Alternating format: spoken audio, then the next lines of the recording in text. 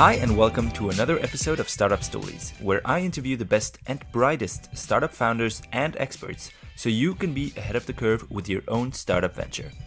This episode brings us together with Johann Schlieper, president of Zurich at Business Angels Switzerland, and an active investor himself with a strong focus on market-driven innovations. Johann has founded 3 startups himself and primarily invests in technology and durable consumer goods startups. In this episode, we started off by exploring the good and the bad sides of being an investor, what you need to become an investor yourself, the biggest mistakes to avoid when starting out as an angel, and how he evaluates the quality of an idea. We then asked for advice he would give to founders, for example, how to filter the good from the bad investors, how many hours to invest in your startup, and the 3 things that investors want to see in a founder. Having Johann Schlieper on the show was a delight, and I'm super excited to share this expert series conversation with all of you today. Enjoy!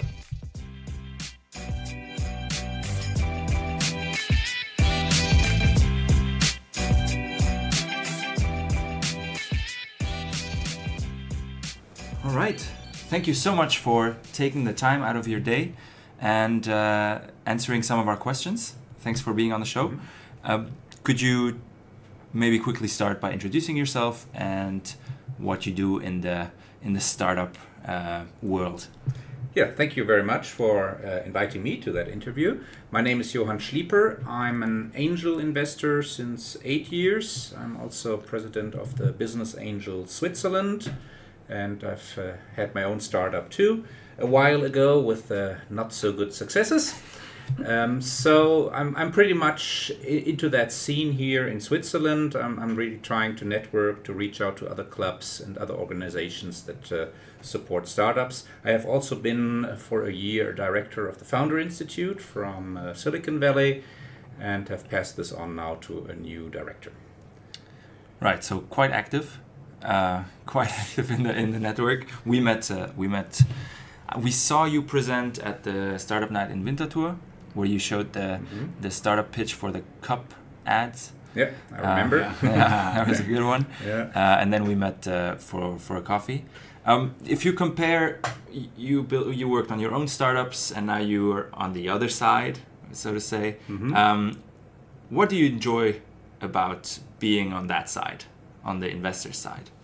I definitely enjoy seeing innovative business ideas every single day, meeting engaged teams with bright hopes that have not been yet smashed by reality.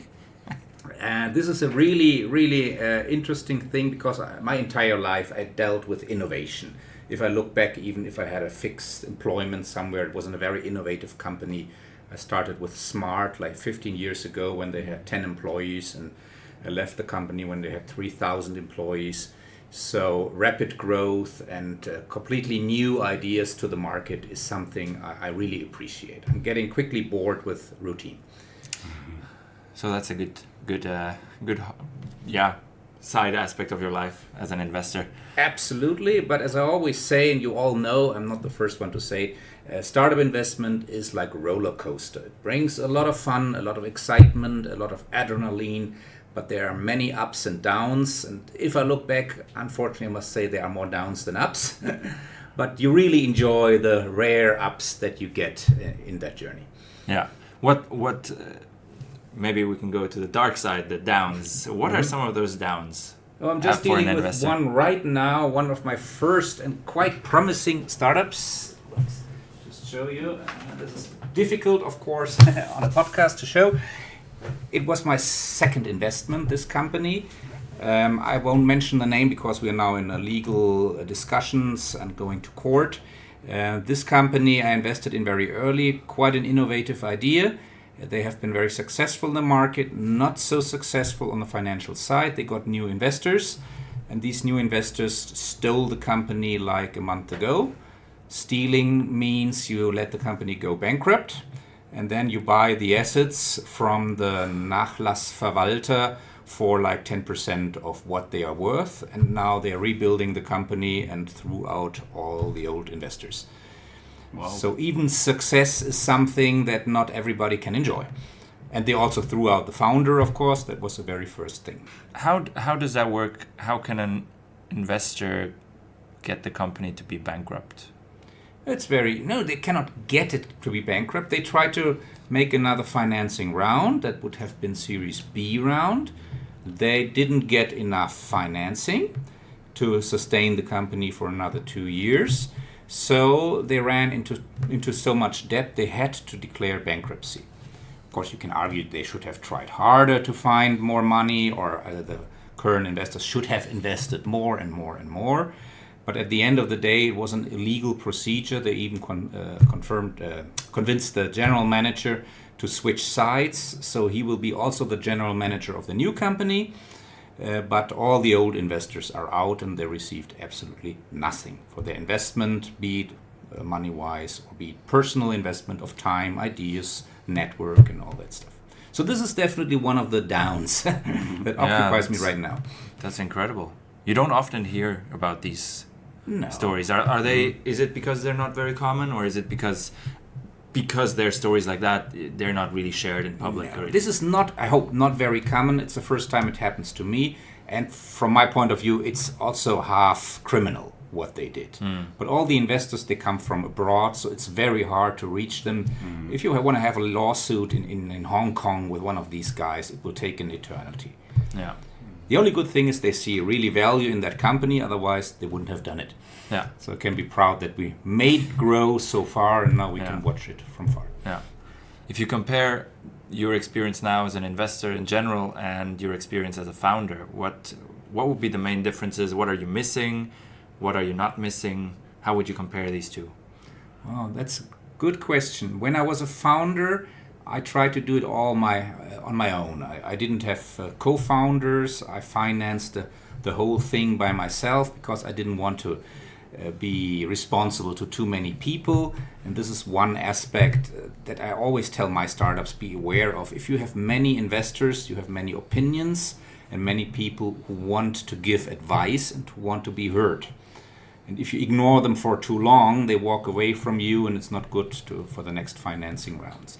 And I didn't want to have that, so many people stirring in the same meal. But in the hindsight, I wouldn't have done it alone again, because you really need that exchange with other people, with a strong team, with really positive and good investors. And this was my mistake at the end of the day. Yeah. So there's a bit of a balance of not having any investors at all, so not having any support, doing everything by yourself, which is very difficult.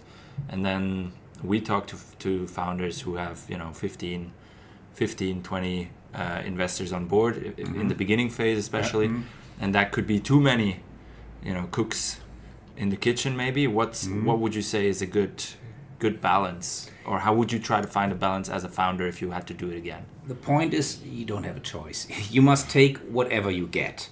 And if you have like 20 investors all giving 20,000 and there is no big investor around, you must take those. Yeah. There is no other way. Nobody likes it very much. I would recommend, if you could choose, have up to 3 strategic investors. All of them give a significant amount of money, and they really feel responsible for the company. They take a seat in the board. They help you develop whatever sales product or where their strength and their skill set is. Yeah. But this rarely is the case. Yeah. Normally you don't find these investors. Yeah. So there's a lot of, you say, maybe 20,000, maybe 50,000 investors. For someone who wanting to get into investing, into angel investing, someone sold a company and now they want to give back or invest in other companies. What do other investors require or expect from that person in sense of experience and also money-wise? What's the minimum investment, more or less? Probably legally there's no minimum. You can probably give 10,000, 2,000, 1,000. But for an angel round, for example, I will tell you what we tell all the new members for our club, because this question comes up very often. When I become a business angel, what is the requirement? How much money, how much time, etc. should I bring? And we always tell them you should be aware that you should maximum invest 10% of your available fortune. Available means something that's not bind in real estate or some other stuff. And on the other hand, we say you should have at least 200,000 to invest. because now you can start calculating. Because the first shot always misses. That's our experience. So you should have at least ammunition for 2 or 3 shots. Yeah. And this is my advice for beginners in the angel scene. Don't fall too easily for the first investment that comes around. When you've decided I want to do angel investment, then you get enthusiastic, and the first step normally is somebody you know. And that somebody knows somebody who has a startup and warmly recommends that startup, and you go into that company and they're all very nice to you because you bring money, then they are nice to you. And then you start loving the product and the team, and then you invest far too much money. It's always the same mistake. I did it myself. My very first investment was 800,000 in one startup. That was absolutely crazy. I shouldn't have done that, but I love these guys, I love the idea, and so on. So I really would recommend start shooting small ammunition, 22 millimeter, if you know what I mean, and do some small shots with experienced investors. Follow them, look what they do, how they deal, what is important to them, and then either it's a success or not, you can start deciding more by your own on the second or third startup. Because deal flow is very important. As an individual investor, you don't have a deal flow. You know people, and you run into something and believe this is great. And if you have a big deal flow, then you can really start seeing, okay, where might be, we call them the raw diamonds. Startups that don't look very much, they are not shiny, they don't have the best presentations or the smartest people with a magna cum laude from ETH or something, but there is something. And you must discover this kernel. And it just takes time to discover that. Yeah. And another advice is always avoid those hyped startups. You know, we have this list here of the top 100 startups in Switzerland, like Pia Vita and Ava and so on. And people say, okay, now I must invest into these. It's too late. Somebody else has discovered them, and they are not raw diamonds anymore. They are polished diamonds already. And we are looking for the raw diamonds because it's just cheaper to buy them. Yeah. The polished ones are really expensive. Yeah. What advice do you give to new angels who how to search for these raw diamonds? You can start reading a lot of stuff. You can go to a lot of events like Startup Night and so on and meet a lot of people. But this is, of course, all not systematic. You run into many opportunities. You believe they are opportunities. My advice is really go to an organization that has a professional and regular deal flow, where startups come in by a certain scheme and process, and where they are being rated and ranked by experts, and then you have a first filter. And that filter prevents you from many things. Of course, sometimes startups get filtered out that shouldn't have. Yesterday night I ran into one. We have a partner organization, Angel Club Aargau. And they had a presentation pitch of a company, I don't know the name, that's my biggest problem. I don't remember the names of these guys anymore. And they do something for vessels, naval vessels, to determine the position of the anchor. Mm-hmm. As a non-marine person, I have no idea that this was even a problem, the position of my anchor, but he was really clear in showing that this is a big issue in large vessels, in sport vessels, in fishing boats and all that stuff, and he has a solution for that problem. We had this guy here half a year ago, and he handed in his documentation. We thought, this is not very great, it's a niche market, and who cares? And so we declined it. Yesterday I saw it again. I thought, great guy, great idea. Why did we decline him? So this happens, and I re-invited him again to come to our deal flow. Because you need to have in that market a lot of open ears and eyes, and sometimes you need to see things twice or even 3 times to be convinced. Yeah. And for that you need a network and a process to screen those things. Yeah. Long answer for a short question. Yeah, good answer. Yeah. I guess another important aspect is the more soft aspects of a when you meet a founder. You know, does this person have integrity? Is it has this person some perseverance? Does it know, can it work for a long period of time under hard conditions? How do you try to figure that out when you meet a new founder? That's probably the toughest part of all, because it's about human beings and about psychology and all that stuff. I always tell people, it's like getting married. She's the most wonderful girl in the world, and she's always so nice, and you marry her, and after 1 year you get a divorce. You just don't know how people really are, first problem. And second problem, they change over time. That's true. Maybe that startup was very nice in the beginning, but then they had a hard time, and after 2 years they all got a big fight and got nasty and even criminal, who knows. So it's very, very hard to determine this. What I try, and what we all try actually, is really get in touch with people. So very early I talk to people. I try to put some small tasks for them to solve. And this we do in the due diligence phase. A small case, like imagine this and this happens. Now sit together with your team and tell us, what would you do? The answer is not important. Important is the way how they get to that answer. Is there one person dominating the whole discussion and the other nodding? So this is not a good startup. Or do they get entangled and fight for many hours and never come to a solution? Not a good startup again. But this is only, a workaround to get to know these people a little bit better. Yeah. Another thing that I do when I'm insecure about a startup, this happens more and more often, I don't invest, but I follow those guys. Sometimes I'm in the advisory board, and sometimes I just call them every half a year, tell me about your progress, how are things going, should we meet with a team, and then you get a better feeling over time how people react and develop.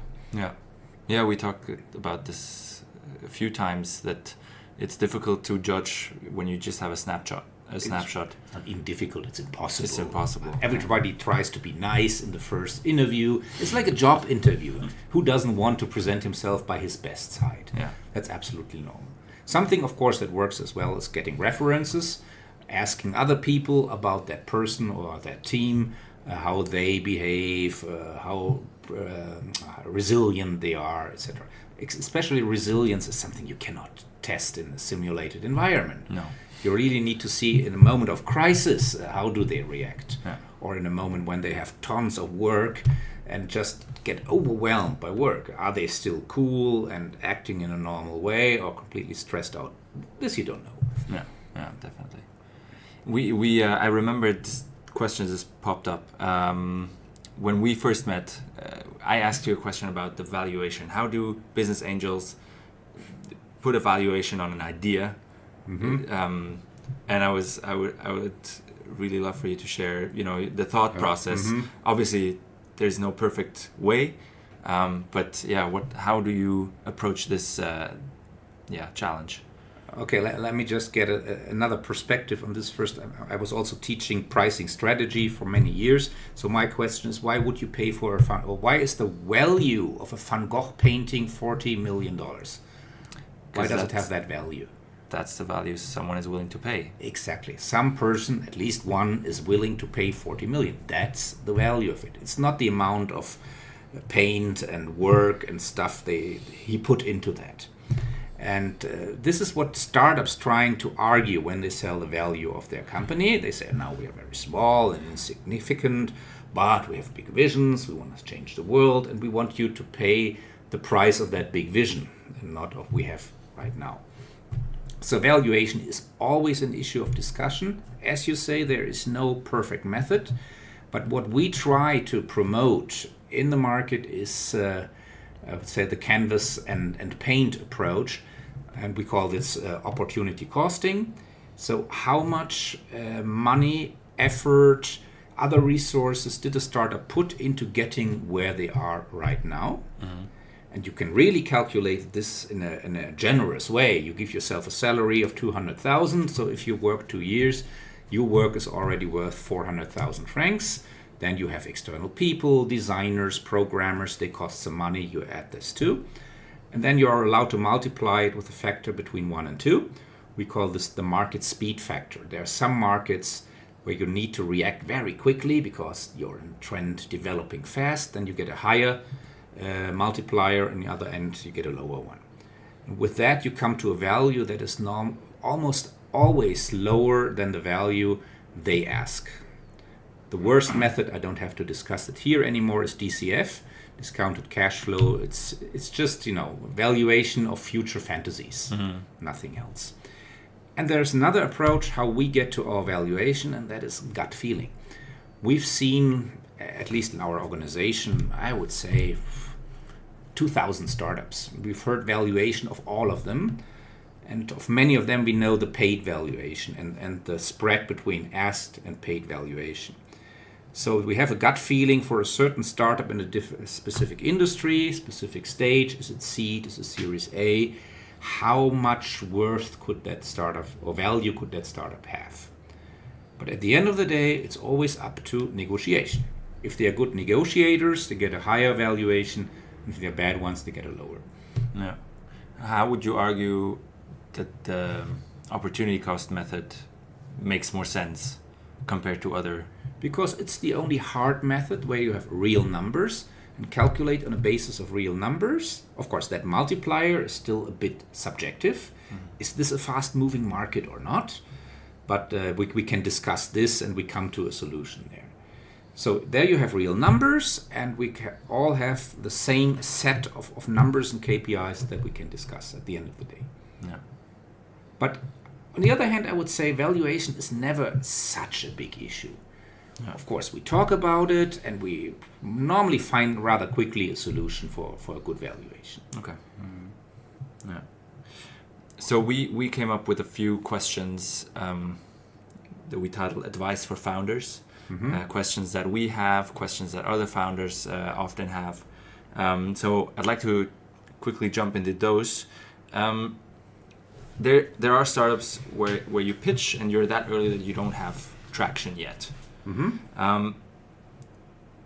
As a founder, how can I still convince someone to invest? What would you, if you had to pitch an idea that doesn't have traction, what would you focus on when you sell your idea? There are two ways. The first one is probably the most difficult one, because we have a rule in our organization, Business Angel Switzerland, and that rule is if you're doing it for the first time, founding a startup, you will most probably fail. So if we have a second timer, a third timer, presenting a completely new idea with no traction, we listen much more careful to that person because we know he has already done it successfully. And the chances are big that he might do it again. So this is one way, but if you are really a first-time founder with a first-time idea, then it's getting tough because most angels don't pay for ideas. Ideas are cheap. You can have them everywhere. Implementation of an idea is important. So what we really look for is early kind of traction, and this is the very often, or sometimes even misused MVP. And most startups don't use MVPs properly. They build a prototype, call it MVP, and say this will be great. And MVP is something else. The customer has to pay for something. It is absolutely of no worth if the customer says, I like it, I will pay for it later when you have it. Yeah. The value of this is zero. If you have an LOI, but only in a B2B business, then I always say an LOI has a value of 100,000 Swiss francs. You can just add on your valuation. So if you have 5 LOIs from interesting, good customers, this shows some traction. For example, I have another startup. It's called Significant. They are building, I have somewhere a brochure here. They are building a solution for better tracking advertising expenses.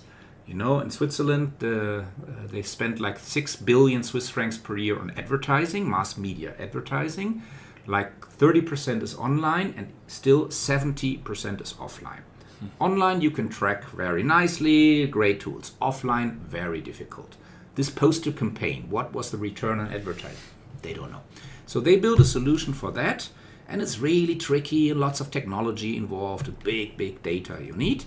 What convinced me, very early they went to big advertisers in Switzerland, namely Swisscom and Migros, and tried to convince them of their still very vague idea for a new IT solution. And they did great statements. I talked to them on the phone and asked them, why do you believe this is going to be a good solution for your company? And they were so enthusiastic. They said, okay, they are nowhere yet.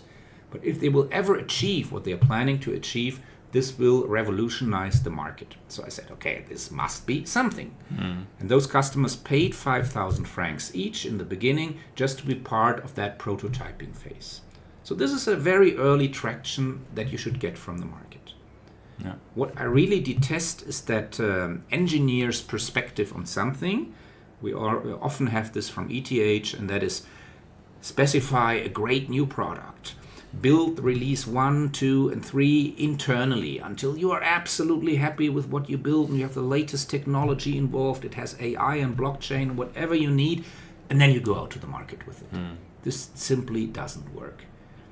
But many engineers and scientists, they are a bit afraid of that thing market and customers who might dislike a feature that I am so proud of.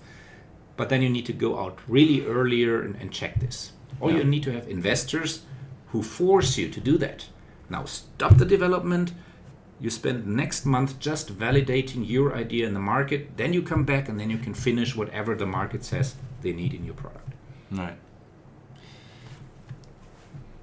I read somewhere, there's many pages with your profile on, but that the topic market-driven innovations versus tech-driven innovations. How can we see a lot, especially here in Zurich with ETH, a lot of tech-driven, and as we're working on, and others are working on more market-driven startups. There's no tech, there's no IP. How can a startup like that kind of compete in the, for the attention of investors? The market-driven one. Yeah, the market-driven one. Mostly, I would say, better than the tech-driven ones. Yesterday I had another one. They invented a new kind of microscope, much, much smaller than everything you could do up until now. On a nano scale, you could test materials and stuff. I forgot the name of it. And they did something very smart. They had a CEO who was the scientific genius. And then they had a CFO who had an MBA and not so much into technology. And he let the CFO present. Because in the room there were many investors and no scientists. And if the CEO would have presented, it would have been an absolute failure. Nobody would have understood anything except that it's somehow great, but I don't understand it. And the target group for startups, the investors, very rarely are so deep into that matter than the founders when they come from ETH and stuff. Yeah. So my experience is market-driven, not only market-driven, but market-influenced innovations have much better chances. And I don't like that approach that Switzerland has. They go for deep tech. That is really absolutely new technology on the frontier of what is being done worldwide. I don't like deep tech. It might take 10 years until a real feasible product comes out of it. This is nothing for business angels. VCs can do that. They have enough money for deep tech. We need more low tech with big market implementation. Yeah, that's better chances for us. So I would say yes, market-driven innovations have good chances with business angels. Okay. That's hopeful for all the because we go to a lot of events and it's very very tech driven from ETH spin-offs and of course ETH is about tech and exactly. Nothing else. And the Swiss corporation, the Bund, Swiss the government they push deep tech as well. If you go to all these CTI initiatives or look at Venture Kick, that is much supported by the government, not only the government. They all look at universities with new technologies to bring to the market. This is an approach, you can do that. Yeah. But it's not a very interesting one for business angels. There you need other money sources and other types of investors. Right. Yeah. What are some of the things that you look for when you meet a founder? What maybe three aspects that three boxes that you need to check. Yeah, you had this question here. I noted something down. Let's see whether I still remember it. You said something about integrity and endurance. Yes, integrity is definitely a trait that we need. It's a basic requirement. Without that, it wouldn't work. Yeah. So first thing is being absolutely transparent about what you do. And this starts at the pitch. If you just pitch, you are the best, the greatest, your solution has no competitors. We always hear this, there's no competition in the market. We have a rule, if there's no competition, there's no market for it. I can't believe that there are still people saying that. Yeah, exactly. You can just Google how to pitch, and that probably will be one big point. Do not say you don't have competition. And very often we even sit during their pitch, and we have all our smartphones with Google on it. 3 clicks, and you have a long list of competitors, and this guy in front is saying there are no competitors. Of course, if you confront them with it, they say, but they do different things, and we are planning to do it much better, blah, blah, blah, blah. But at the end of the day, there is mostly competition. So integrity is putting all the cards on the table, saying where your planned solution is positioned in the market, name the main competitors, show that you have seen them, that you know where their strengths and weaknesses are, and also about the numbers, for example. And even more important, the most lies we hear is about the team.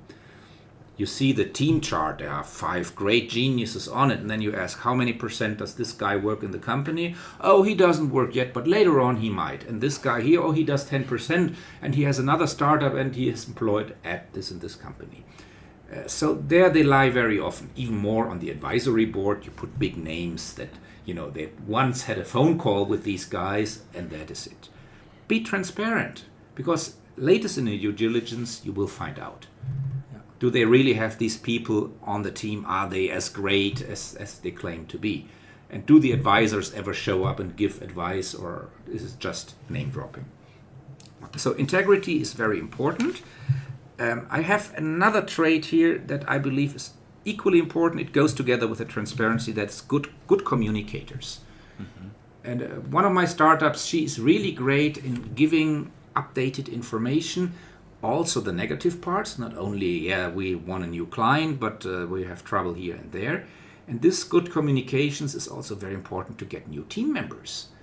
You must attract, if you grow, new team members to your team, and you cannot afford to pay a lot of money. So you must be able to communicate your vision and bring people on board for little money and lots of hope. And this hope you must communicate well. That is a very important thing. And the last one, of course, is resilience, the most difficult one to test. Are they even able to work well under lots of pressure and with lots of disappointments? Will they continue doing it, or will they give up very early? No. Have you had founders that are, less extroverted, more introverted, and have had issues with the communication part? Yes, we did this. I like the more introverted better, because they think more and speak less. So before they launch something, they really think about it. But they have trouble communicating it sometimes. So the best setup would be to have another founder, or at least team member, who is really great in doing all that outside communications with suppliers, customers, investors, whatever. Yeah. So I think the balance between those two is very important. Yeah. And if you're not, you just need to learn it. It's just practice. It is hard to learn. Good communication is hard to learn. Yeah, you should. If you visit the seminars, get regular feedback and stuff, you can improve, but you don't have time for this. Yeah. It should be there when you start your startup, and later on, it's really tough to learn. Yeah, I would say. That's true. If we go on the other side and not rating the founders and more the investors from a founder's perspective, how do we detect a bad from a good investor? And the question is, what is a bad investor? Yeah, that's probably the first question we have to answer here. Yeah. Okay, you can pass the question back to me. You're the guest. So what could be a bad investor? Okay, we have one here. A bad investor is stealing the company. This is a real case, because they like the company, but they don't like the founders, and they don't like the old investors. But this is a rare case. A normal bad investor is one that invests little money and has lots of requirements. So it starts, you can see these people very early in the process. It starts with the due diligence. They want to have numbers and documents and endless meetings and discussions. They bring lawyers, etc., etc. And at the end of the day, they invest 20,000 Swiss francs. So if you recognize these people early in the process, try to pool them with other investors and say, if you come back and bring 3 or 4 friends and they all want to invest 20,000, we make a syndicate, and then they can invest together. Don't say no, we won't take your money. So this is a kind of bad investor stirring up a lot of movement without really advancing the organization. Of course, there are others that even try to lure away good employees to another startup of his who might need this programmer better. We had this case too already. So basically, they don't think really for the good of the company. They're either very much afraid of the risk, or they are just complicated people who want to put their complicated mindset into startups. And startups don't need complication, they need simplicity. I think that what I've seen that might be bad investors. Yeah. And those, I mean, you said you detect them, but do you detect them early, or in the end when they say I'm only going to invest 20,000, which might take a long due diligence, as you said. Yeah, I mean, you still believe this guy is bringing 2 million, so he's entitled to ask a lot of questions. Exactly. So very early in the process, please start to ask for an indication of the amount they might invest if everything turns out to be fine and all right. How much are you considering to invest? And if they don't say a number, you should already be suspicious.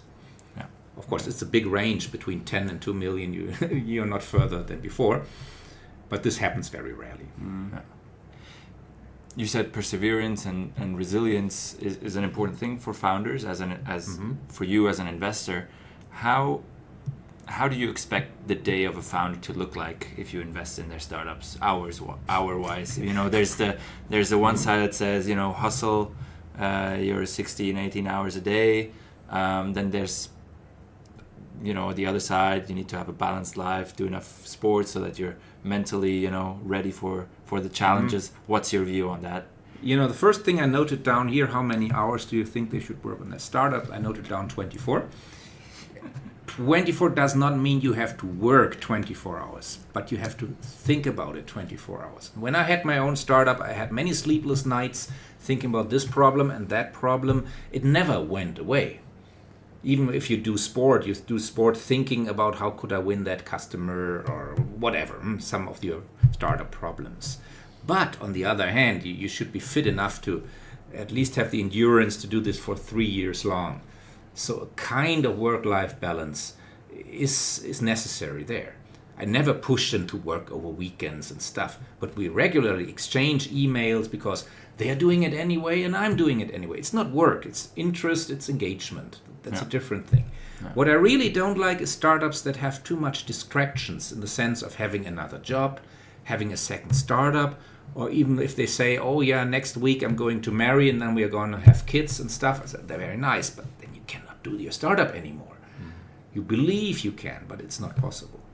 So mentally 24 hours, but physically I would say 12 hours is enough. Yeah. All right. Cool. That was all the questions. Alrighty. Great. And yeah, thanks so much for taking the time and answering our questions. We really appreciate it. Was my pleasure. Good questions, by the way.